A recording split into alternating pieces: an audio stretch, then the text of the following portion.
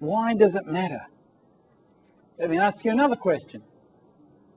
If we're talking about career success, how much does IQ account for career success? According to the latest research, IQ accounts for what portion of career success? A, 50 to 60%, B, 35 to 45%, C, 23 to 29%, or D, 15 to 20%. A, B, C, or D, write down one of those. A, B, C, or D. What would you guess in terms of career success? How much does IQ account for career success? A, B, C, or D? Okay, all done? Check with the neighbour on your left. If you haven't got a neighbour on your left, find a neighbour. If you've groups of two of you, it doesn't matter, or three of you. Right, check with the person on your right now. What do they think? Okay, who said A? Hands up, who said A? Who said B? Who said C? Who said D? Great, you're all wrong. Between 4 and 10%. Between 4 and 10%. See, career success is not attributed to necessarily just what's between the ears. That gets you in the door.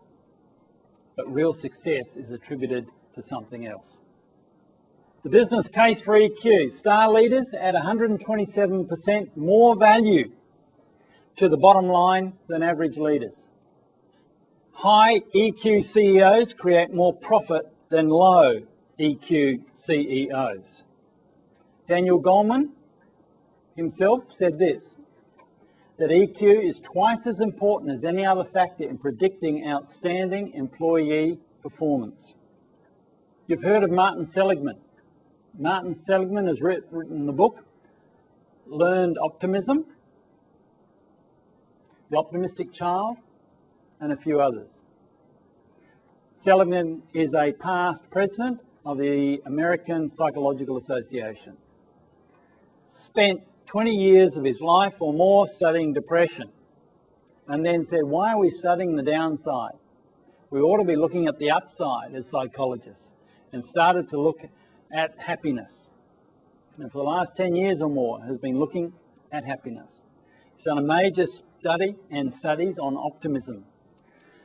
And as part of EQ, he says sales agents who scored in the top half for optimism sold 37% more insurance over 2 years than those in the pessimistic bottom half.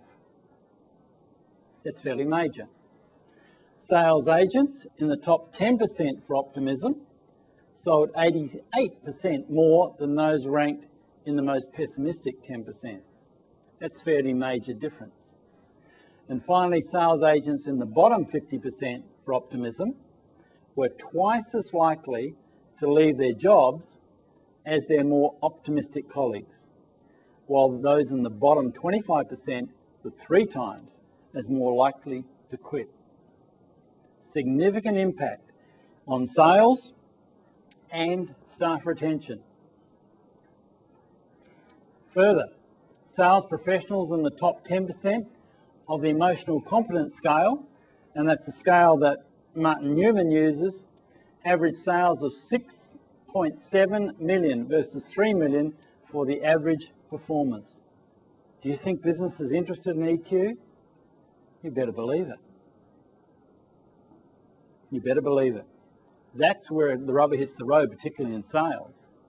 But it permeates all the way up and down the organisation, all the way through the organisation.